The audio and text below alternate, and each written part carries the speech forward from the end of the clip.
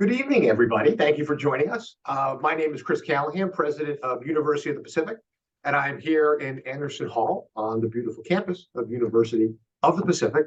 And we are here tonight to meet and get to know our new athletic leader. And more importantly, with Adam coming on board to really start a new chapter for Pacific Athletics. And I can tell you, I just couldn't be more excited. Adam, thank you for joining us. I'm going to take a moment and tell our audience a little bit about our search for you. And this was a very intentional search. We were looking for a certain kind of leader for this to take us into this new era for Pacific Athletics. And first and foremost, somebody with super high energy.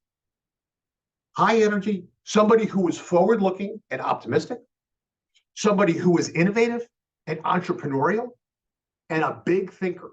Those were the key attributes we were looking for, and somebody who had the ability to use both sides of their brain, right? Somebody who was really steeped in relationship-based leadership, while at the same time was a master of data and data-driven decision-making.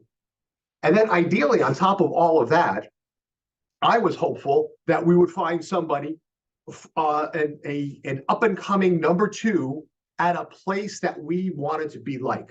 And I can tell you, Adam is central casting for all of those things at the highest level. I'm just looking forward to him starting on Monday and for all of you to start to meet him and work with him. And I know you'll be excited as I am. So let me take a minute to tell you a little bit about Adam's background before we open it up to your questions. We've collected a lot of your questions, and we're gonna field as many of those as we can over the next 45 minutes. So Adam is in University of Dayton currently for a few more days. He is physically there today. He's been at Dayton for 11 years. For those of you who don't know, University of Dayton as a university quite similar to Pacific in terms of size, scale, scope, mission, and academic quality.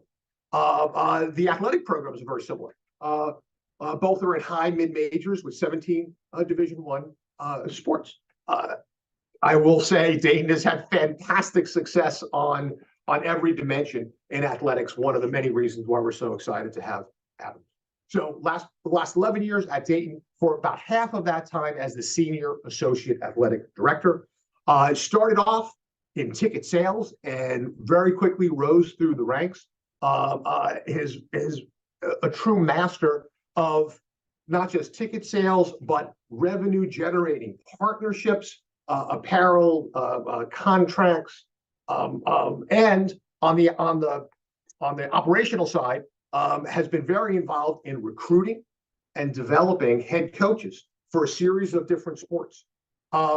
He's been involved in major fundraising for Dayton, had the opportunity to talk for a long time with the president of Dayton, who worked very closely with Adam over the years, and he's an absolutely huge fan. And in addition to the athletic successes in the Flyers program, they have great academic successes. So during Adam's time there, Dayton is one of only 15 schools in the country that had every year for the last 15 years, 3 of their teams at the highest level academically, the NCAA, and the rest are mostly the Ivy League and West Coast Ivy League schools. So impressive on all of those levels. Before he came to Dayton, Adam worked in the athletic department of Ball State University for 5 years. And importantly, he was an intercollegiate athlete himself as a golfer at Creighton University. I feel very, very fortunate that Adam is going to be joining us as our new athletic director. So, Adam, welcome to Pacific. Thank you so much. I am very excited to be with you all tonight. I have been looking forward to this and to engaging with you all. And the only down note is it's not in person, but again, as soon as Monday arises, bright and early Monday morning Pacific time, not Eastern time where I'm at right now, I will get a chance to engage with you all one-on-one. I can't wait for it. Terrific. Adam, let's start off with a simple question, but I think an important one. Why Pacific? You are at a point in your career where you had a lot of opportunities, a lot of choices. What attracted you to University of the Pacific? The penultimate question, and the one that I got quite a bit, especially being somebody that, a Midwest guy who spent time in Indiana, Ohio, Nebraska, been to California a lot, visited a lot. I believe it was with KCRA in a recent interview. I made a comment that Pacific has been a university that's been on my radar for a long time. One thing you'll learn about me is I am honest to a fault. I'm an open book. And that was not lip service. I truly meant that comment. About 6 years ago, I was going through some leadership professional development training at UD and through the NCAA, and was challenged in terms of what do you want to do with your career? I want to be an athletic director. As a student athlete, I feel like I've gotten to the point, or I'm getting to the point, was probably a little too green at that point, to know that the best way I can influence student athletes and give them the kind of experience that I had is to be an athletic director. All right, drill down on that. What do you mean by that? Where are places that you think you would fit and go? And you start putting different criteria together of what you are interested in and what would fit with you. And I look at my time at Dayton, which has been very special to me, my time at Creighton, so private basketball centric leagues, conferences, faith-based institutions, and communities that are not too large but not too small. My family is, which I'm sure I'll talk about many times, not terribly interested in large cities. If we have a special needs daughter, we probably can't support her in small communities. You start checking all those things off, and there's not a ton of institutions that fit those categories, and Pacific is one of them. And so when this opportunity came open not too long ago, when Janet announced her retirement, I zoned in on it very quickly. And you start engaging with the process and you learn more about the institution. And it became very clear that this would be a really good fit. And then you get on campus and then it's a perfect fit. The one thing that I've, and President Callahan, you touched on this a little bit, there have been opportunities my way. Some were very flattering, not good fits, not really good opportunities in terms of what I am interested in. And one thing I'm interested in above all else is competing and winning and having championship programs that we've done at Dayton that do it the right way with academic integrity and in a rules-based integrity way that is done the right way. And it became very clear to me that that was possible at Pacific. And that was, you throw in the history, the beauty of the campus, the vibrancy of the community, the diversity of the community. And it was just a no-brainer for me and my family at that point. Wonderful. And Adam, that's actually a great segue into our first question from our audience. And I'm going to try to attribute the questions to our alums and other supporters who put them in. And you're going to start to get familiar with some of these names as I have been, because these are some of the great Pacificans who have been out there supporting Tiger Athletics for many years. So the first question comes from Cindy Spira, classes of 76 and 84. And a very similar question from another one of our great supporters, Franz Viarillo. And what Cindy and Franz want to get at is what you just started touching on, which is, we're all super competitive. We want to win. What is your philosophy and strategies on how you create winning programs? Cindy, Franz, very good question. That is one that I have given a lot of thought to. And it's something that I wore two hats at Dayton. One, the external side, generating revenue, selling tickets, corporate partnerships. The other was more big picture, executive functions, strategic planning. And our competitive success at Dayton had been a big part of that. And so you think long and hard, and President Callahan touched on this a little bit in terms of the data and analysis side of my brain. And that is, taking very seriously the idea of setting goals, not just goals, anecdotal goals, but goals that are rooted in fact, rooted in numbers, to know there's really 7 key ways of which you can fund a program. And that's through salary, that's through scholarship, that's through travel, that's through recruiting budgets, that's through guarantee budgets, that's through general operating budgets and equipment budgets. And if you break those things down, you can't just look at it singular. You have to compare it across your league, you have to compare it across peers. If you start ranking yourselves and setting goals from a revenue standpoint and see where you stack in the leagues, and beyond. And then from there, you build competitive goals. If you're a mid-range team, you should have mid-range goals. If you're a top-tier team, you should have top-range goals. And you start setting realistic goals, incremental goals that you can build upon as you grow revenue, as you grow budgets, to be able to be more competitive. And then in turn, holding those programs accountable.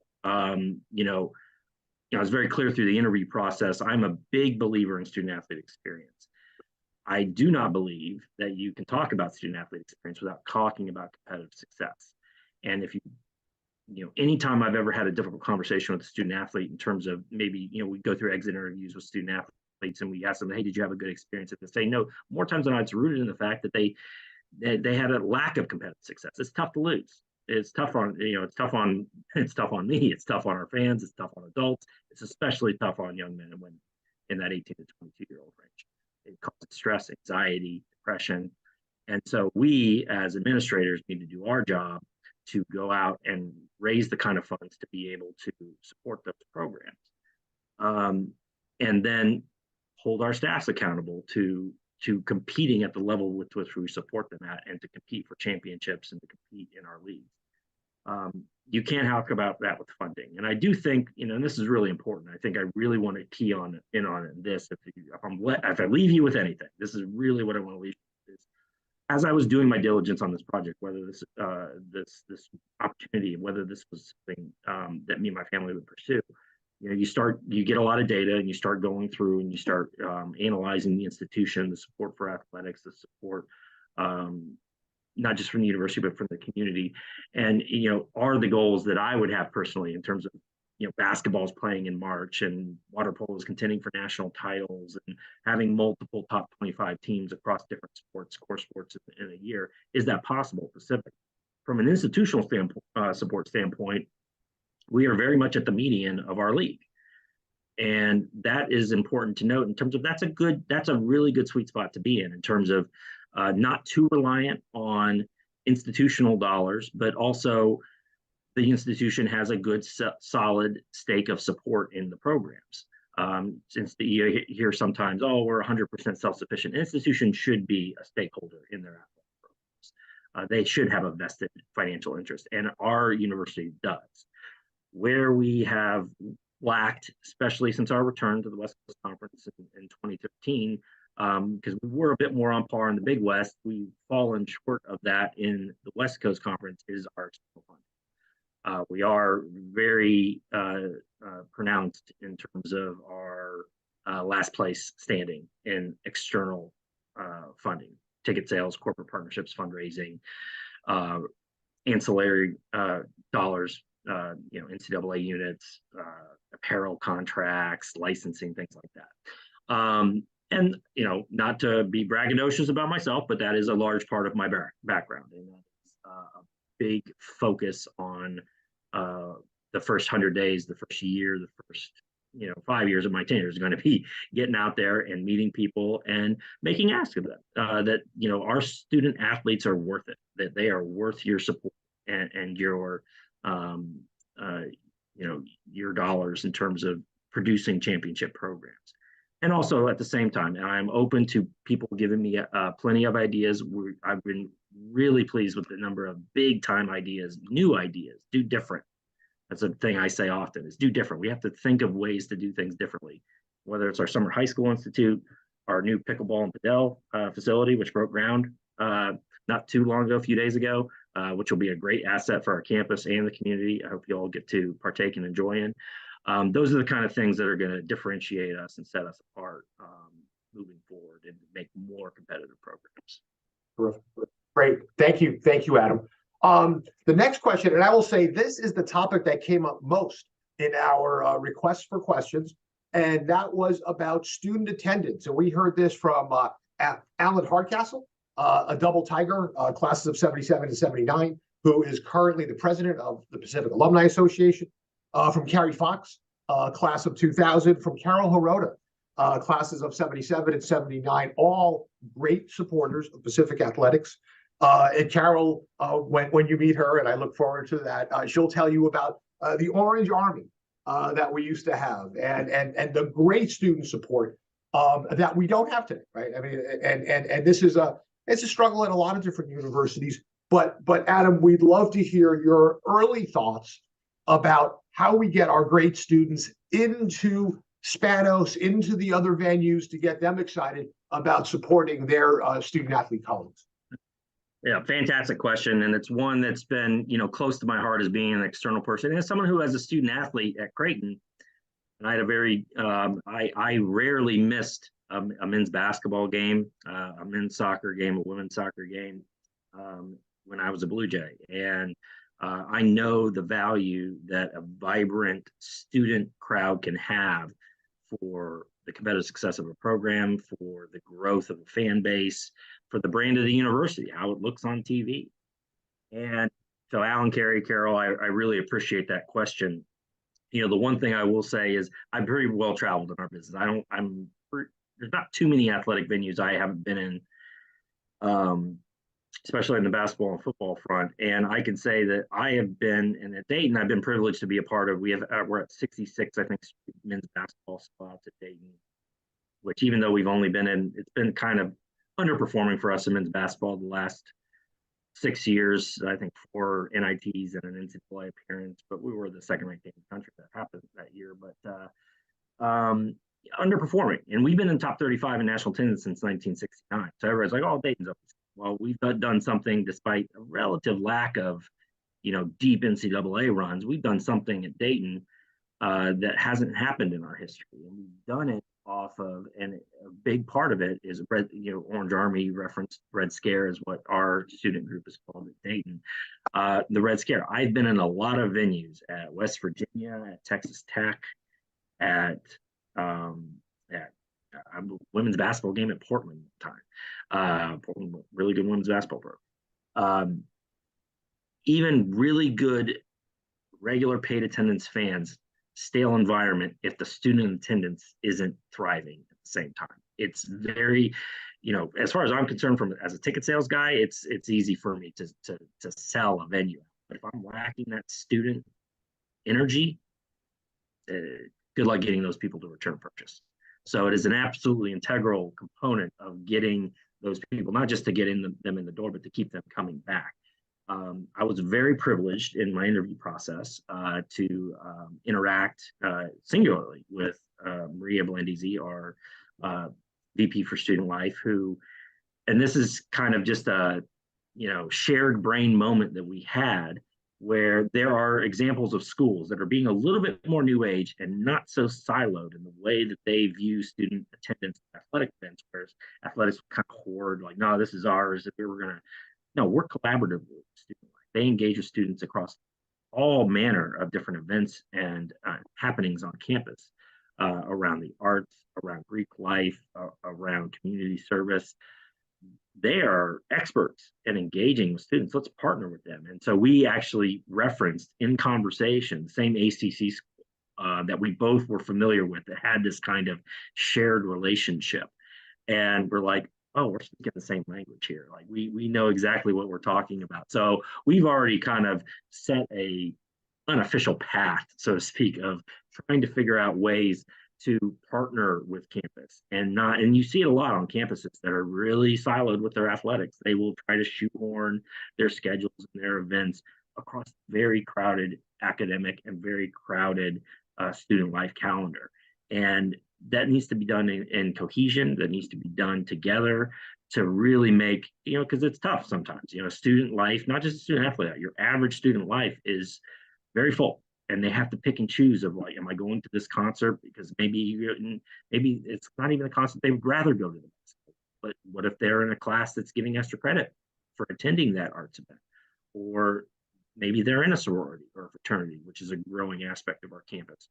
And they want to engage with their brothers and sisters in their fraternity or sorority. Like, we shouldn't be putting them in a position to pick and choose. And there's always going to be overlap, but I do think that there is a way for us to, like we've done at Dayton, to really partner with them and get ability and a venue and a vehicle for them to be able to engage with us that makes sense for them. Thank you, Adam. And I'll tell our audience my brilliance in all of this which is taking two of the most creative, high energy people I know, Adam Tschuor and Maria Blandisi, putting them in a room and getting out of the way. And I think you're going to be delighted with the outcomes. Adam, let's stay on attendance for a while, and let's move to off campus, the community, the Stockton community, the entire Central Valley. Talk a little bit, if you could, about how you engage the greater Dayton community, and so everybody knows when Adam has led these efforts. 48 sellouts in a row for men's basketball at the UD Arena. That arena holds more than 13,000 people. So of course, this is actually going to be no challenge at all to fill up that. Only 6,000 seats. It will be a great challenge. But Adam, can you talk a little bit about the community side of bringing the community into our venues? Absolutely. And tying that into what I referenced earlier about, some of the things that attracted me to Pacific. And, I looked at the mission and the values of the university, and the two of the things that stood out most, the student-centric approach to the university and its value in community, as a huge part of the University of Dayton, and has been a very valuable part of my career. I worked at a university that had poor community relations, and I swore to myself I would never work at a place that shirked that value. And to go to a place that takes it as seriously as Dayton does was an absolute selling point. And so you have to be able to appeal to your community and the broader San Joaquin, Central Valley, Stockton. It's a very broad and diverse region with a lot of areas to pull from, a lot of competition, a lot of people to pull from. But at the same time, I feel like areas that I've had success in, which is primarily around fan experience. If you have a chance to, and I welcome you to, one of the most rewarding experiences I ever had a chance to go through was our renovation of historic UD. If you go to transformudarena.com, it's still up, even though the project ended 4 years ago. It was a $78 million 5-year project that was completely redid our arena, which is built in 1969. It's hosted more NCAA tournament games than any other venue in the country. It's a sport facility. We took very much to heart. And the 3 years was construction, 2 years was planning. And 18 months of that planning was forward-facing in public, to where we engage with our fans and our constituents in a very deep, methodical way. Surveys, direct feedback, focus groups, and we ask them very specifically, what do you want? Tell us what you want in a venue and an entertainment experience. And there are very few things, especially if you go to the website and you look at the phases, very few things that we did not deliver.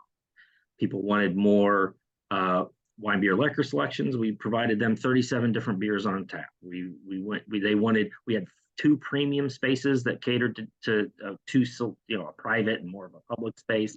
They wanted more. We moved it up to 5 premium spaces that catered to vastly different groups and offerings at the same time. We tremendously upgraded our premium seating offerings, our Wi-Fi connectivity, parking accommodations, ease of access, points of entry, terminals per patron, went from 350 patrons per terminal from a concession standpoint to 75. We brought in more local vendors. We have great local food. Let's bring in more local things. We delivered what they wanted. We gave them an experience that, in their mind, the value proposition that we put forth, no matter how the team was doing on the court, who we were playing, they knew that they were going to come to UD Arena and have a good time and engage in fellowship with their fellow Daytonians. Whether they're an alumni or not, 47% of our fans at Dayton are not alumni. With 13,407 seats and almost every single one sold as a season ticket, that's a lot of Daytonians that don't have ties to the university. Opportunity for us as a campus to engage with them in a deep way. Their kids might come there. They might choose a chapel for their next wedding. All kinds of possibilities abound, engaging in a deep level with our fans. So that's absolutely something I plan on doing. I know there are some pain points already. I've had some outreach from fans, concessions, and some stuff that doing with our facility, some easy stuff, some harder stuff. We have some priorities athletically that we need to take care of first before we get into some of that stuff. But very possible because the Spano Center is a very good facility. It's got good bones to it. It is a mendable facility in terms of making it new age. Yeah. Terrific. Thanks, Adam. And Adam, let's stay on construction and renovation projects and the like. And the next question comes from another great Pacifican, Jim Degoni, class of 1986, who you will meet early because he comes to all of our athletic events. Great supporter. So Jim wants to know a little bit more about how you see the Student Athlete Center. For those of you who don't know, we just announced this on Monday, a major new facility adjacent to Alex G. Spanos. That is a student health and athletic training facility, state of the art for our student athletes, as well as our athletic training master students who are learning how to be athletic trainers. Talk a little bit about that, if you could, why that's important and where that fits into the overall constellation of Pacific Tiger athletic venues. Absolutely. And that's and Jim and I have had a chance to interact a little bit on social media. Yeah, he's pretty active there too. And so if you folks are on Twitter, I'm pretty active there. If you'd like to get to know me and my family a little better, feel free to find me on Twitter. But I appreciate the question, Jim. And it's absolutely an integral component. Every university, 360 Division I institution. I don't care if we're talking, UC Santa Barbara or Stanford, like one end of the spectrum to the other. Every university has pain points in terms of facilities. They have that one place that when a coach is giving a recruiting visit, they say to themselves, you know what, we're just going to steer you. What's the point? For us, it was our indoor turf facility. Like for years, that was like, nope, we're not going into Collins Gym here at the University of Dayton. We just redid it, so it's no longer a pain point. But for us, not so much a facility, but certain aspects of an existing facility, the Spano Center, that was, around our athletic training table space, around our locker rooms, team meeting space, offices, were lacking. And for us, those are areas when you bring student athletes to campus. One of the first things a young men or women who's coming here to play volleyball, men's and women's basketball, they want to see their locker room. And you can't have it be a space that they're like, the coaches are like, let's save that to last. No, it's got to be one of the first things you got to see. You talk to parents, they want to know where their kids are going, their kids are going to be taken care of. So they want to see the academic side. They want to see the training tables. They want to see that if my child has an injury, that they're going to be taken care of. They already know from doing their diligence coming here that we have a high quality athletic training and PT academic program. And it's something that is a big game changer as far as I'm concerned. Athletic training has become a very difficult area of our business right now. It's especially post-pandemic, because it's a hard job, and there are other avenues, whether it's high school or private practice, where athletic trainers can have a good work-life balance elsewhere. And so hiring has become very difficult. Not an issue of Pacific, because we have this amazing program that is supporting not just their academic success and beyond, but also our student athletes. And so giving them a facility that will help us on that recruiting front, give them a facility that we can walk recruits through and say, now look at what we have here, in addition to our practice courts and our strength and conditioning facilities and our playing facilities. We have one of the best athletic footprints I have seen in our business. Disjointed athletic footprints are unattractive to recruits. And so when I got on campus and I see, like, we're all just right here in this cozy, beautiful setting, it is a game changer.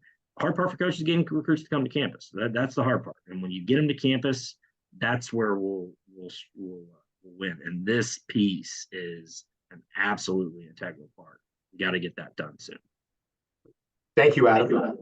And the good news about that is that's our first meeting as soon as you're here on Monday. Yes. And we'll be working together on that, along with Mary Elizabeth Eberhardt, who, of course, is our new chair of the Board of Regents, who's taking this as her priority project for the year. Before we lose the Student Athlete Center, I just wanted to say, and Adam talked about this very important athletic training program that we have. I don't think it gets enough credit. It's a master's program. It's the only accredited program in Northern California. We have fantastic faculty at the School of Health Sciences that are driving it. And the key partner the key partner is our friend and colleague, CP Pond, who was really made this happen. It is, as Adam says, it's a differentiator. We're looking to differentiate ourselves to compete at better and higher levels. So thank you for that, Adam. Next question comes from Brooks Esser, class of 1980, on that tiny little topic of conference realignment, which has been just a tad in the news recently. So, and of course, Adam, we could talk for the next 3 hours on conference realignment. We would just like to hear sort of your overall thoughts on it and the potential impact on the WCC. And it's a great question. I really appreciate that question, Brooks, because it has been the headline grabber of our business for the last couple of years, not just the last couple of months. Again, I don't want to touch much on it because it's something that is a real rabbit hole, and you can talk for hours on it, and it just goes nowhere because it's just rooted in things that are outside your control. But I think it is important to note that from Pacific seat, from the West Coast Conference's seat, this is something that has been front of mind, that has been discussed, that has been vetted pretty deeply, because even before the Pac-12 dissolution that we're currently see ourselves in, we were touched by realignment with Brigham Young leaving the league. So the idea of, going back from 9 to 10 and, or maybe even 11, like the Big East, to get to maybe a true round robin, because the most impactful thing that we need to keep in mind with conference realignment is that as these bigger conferences get bigger, non-conference scheduling becomes harder for schools like us. There's less opportunities for us to be able to punch up to Power 5 schools to have good quality at-large burst schedules, so we're not just reliant on winning championships to make postseason. So there are good opportunities out there. I think it's at a level right now. I think the current talk right now around the Pac-12 or Pac-4, I guess, now as they are, is that there is some merger talk among the American. They've hired Oliver Luck, former commissioner of the Big 12, who's friends with Mark Oresco, commissioner of the American. That maybe some partnership or some merger there. I don't, it'll be very interesting because the two core groups remaining in the Pac-12, very different. Cal and Stanford are very different from Washington State and Oregon State. I would be very shocked if those two, the latter two I just mentioned, are not in the Mountain West. Stanford and Cal, they could go independent in football and maybe look for a league like the West Coast Conference and something else. But again, those schools are monoliths. And football is driving the discussion. And as a non-football school, it's just something that we're just not partaking in at a huge level. But again, it's something we're always going to be mindful of. We're always going to be having discussions on, and we're always going to have our thumb on the pulse. Thank you, Adam. And all of our fans out there should know that you may not be hearing us talk about it because a lot of this is confidential. But we are integral to those conversations within the WCC. I had a long conversation just a few days ago with Commissioner Jackson. Stu actually came out to campus for a 4-hour visit, and he's relatively new, so we had the opportunity to show him what Pacific Tiger Athletics is all about. So again, you're not going to hear Adam and I talking a lot about these conversations, but please know we are right in the middle of them, and they are important. And the one thing we know about them is that they'll be constantly changing. So stay tuned. Thanks. Thank you, Adam. The next question, and similar questions from my friend Barry Harper, class of 1966, and David Shaw, class of 1974. And that is about another small topic, NIL, name, image, and likeness. So, it's in flux. We would just love, Adam, your analysis of where you think it might be headed, and importantly, how it impacts WCC and Pacific, and how should we be thinking about NIL? Sure, and it's something that obviously is the new thing. I'm very sure that there are people on this call that maybe aren't aware of what name, image, likeness is as it relates to our business. So what most of you should understand about collectives and name, image, likeness and these kind of organizations that are cropping up from student athletes' ability to personally profit off of their own name, image, likeness, and is that collectives, by and large, are just ad agencies. They're ad agencies of record that hire student athletes to be their employees. They then have clients, which are people like you, businesses like businesses that we partner with, local businesses that then give money for those student athletes to either promote their business or promote a charity, to do something, a quid pro quo. And, for us, we're, and I want to be very effusive about this because I want everybody to understand. I know there are people that probably philosophically disagree with the concept of name, image, likeness out there, and I totally understand why you might feel that way. There are people that are probably very supportive of this. I am someone who is supportive of name, image, likeness. I feel it does more good than bad in terms of the number of student athletes in primarily revenue generating sports that come from underprivileged backgrounds that have the ability in a short time of their life to be able to put themselves and their families in a better situation. That's a good thing to me. Now, it gets into a lot of ugly things. I have personally seen Power 5 schools that have reached out to student athletes of ours in my time at Dayton and offered them substantial six figures against rules, against any kind of, ethical common sense. That happens, and it is happening. It is ugly. That kind of tampering is an ugly side of our business. President Baker, the new president of the NCAA, I'm very confident that he's going to roll out some rules and some pretty punitive damages towards coaches and programs that are found to be in violation of this. I believe that will happen. We are one of, there are 4 institutions in the West Coast Conference that have collectives. It's Gonzaga, San Francisco, Santa Clara, and Loyola Marymount. The fact that we do not have one puts us at a competitive disadvantage. Not so much that even what it generates, the idea that it doesn't even exist. It's just, it becomes a very muted topic when you're talking to recruiters and you say you don't have one. So figuring out an entity in that space will be integral. If you have interest in that, please reach out to me. Please reach out to our staff. We would love to have a conversation with you about it. As an institution, we're supposed to be pretty arm's length, though. I am not supposed to advocate for programs. I can educate, and that's about it. There are some universities that have been a little more aggressive in that space. We're not going to go there. We're going to follow the guidelines that the NCAA provided to the letter, and we're going to honor those. But we've done some pretty creative stuff at Dayton too that are within the guidelines that I think some of our fans and in our personal conversations, I think y'all would be interested to learn more and find a way to put us in a more competitive recruiting space and a place of support for our student athletes. Wonderful. Thank you, Adam. The next question comes from Kendall Parsons, class of 1963, and this is one close to my heart. As the news media has been highly disrupted over the last few decades, what you don't see anymore in a lot of communities, including ours, is good, strong, comprehensive coverage of Pacific athletics. Stockton Record is very corporate owned. There's quite frankly not much left of it. They don't have the resources to send out reporters.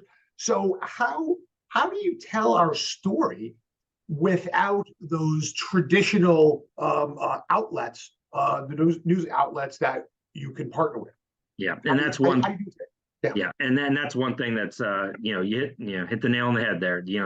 There has been a substantial monetary and staff size crunch on media, not all of media, not just sports media, and so with that, and it was an interesting conversation I had when I was doing my interview with Stockton Record, where they, even a smaller regional paper such as the Record, where they had multiple writers that had singular beats, were now forced to cover almost a dozen different sports.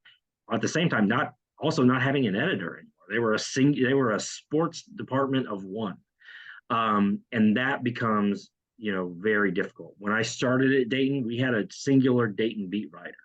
There was a singular Ohio State beat writer for football. There was a singular one for Ohio State basketball, for regional universities, for high school, for the Bengals, for the Reds. There are 2 now at the Dayton Daily News, and no sports ed.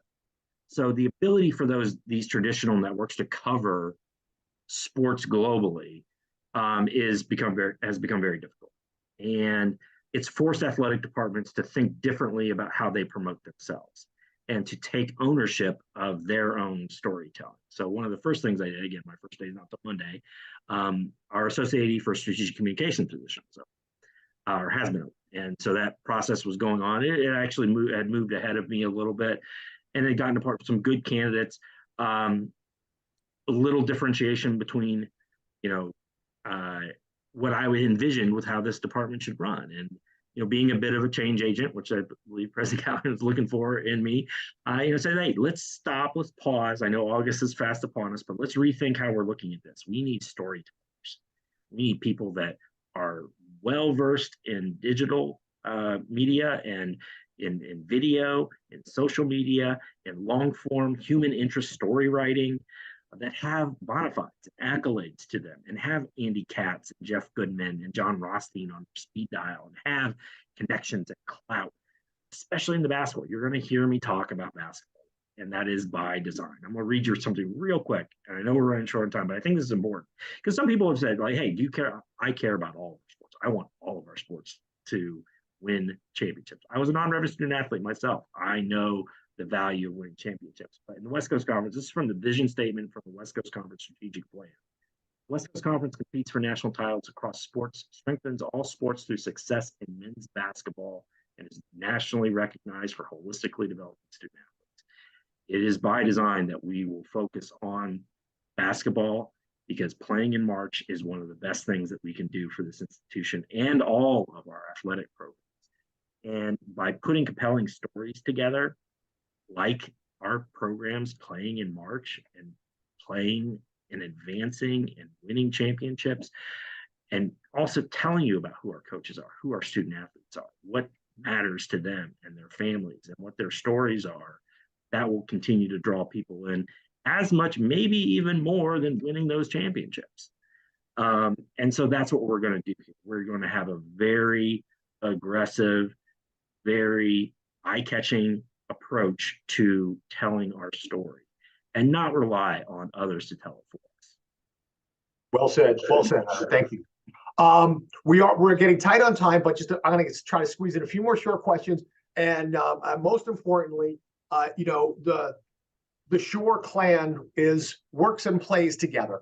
We're going to see a lot of them. Tell us about Sarah and the kids.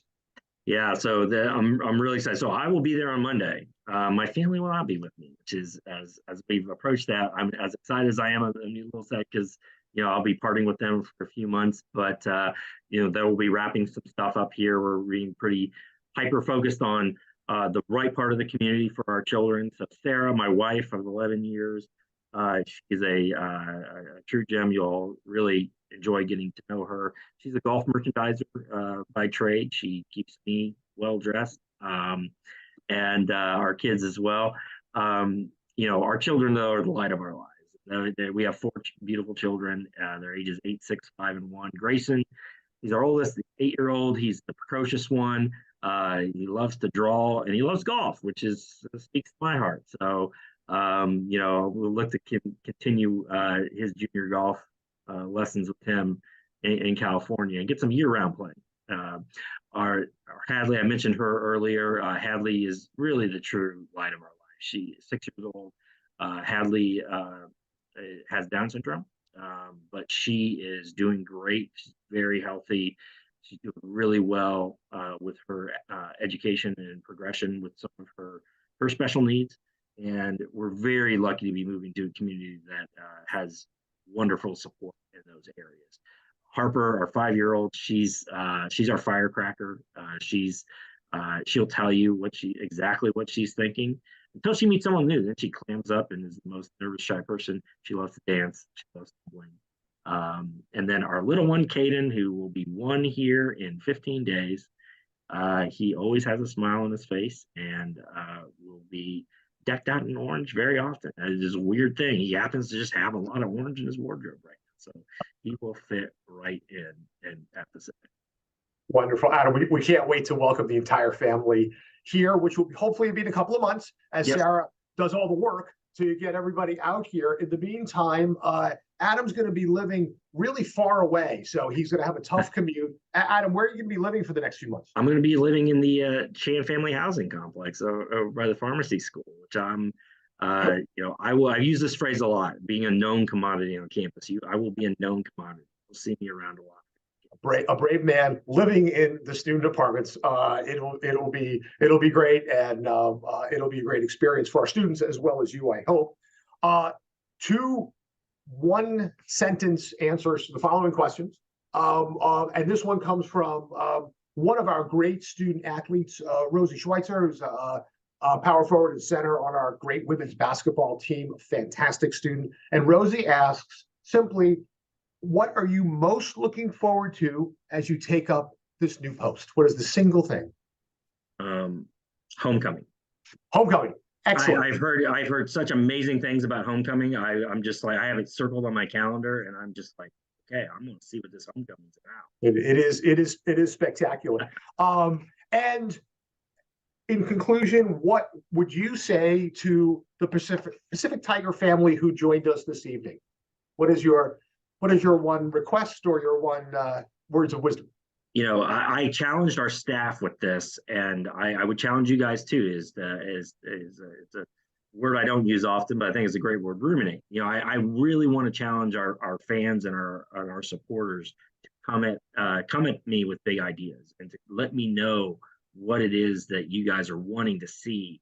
I've gotten such tremendous feedback from the university side and from our coaches and internally. I need that third component. I need that third wheel of what our fans are wanting. What are their big ideas?